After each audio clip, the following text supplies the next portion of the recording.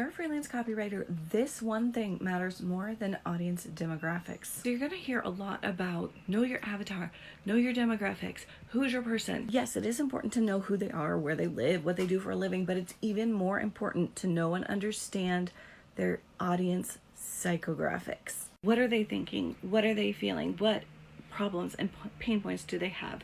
How do they feel about it? How is it affecting their lives? How do they make purchasing decisions? Who are the people in their lives that impact those purchasing decisions? All of those things play more heavily into how to communicate with them, to move them from cold audience to warm audience to buyer, and what magazines they read. Sure, do all the demographic audience research, do what you gotta do, but don't ignore the audience psychographics, because those are the things that are gonna make a huge difference in terms of your conversions. Follow me for more copywriting tips for freelance copywriting mamas.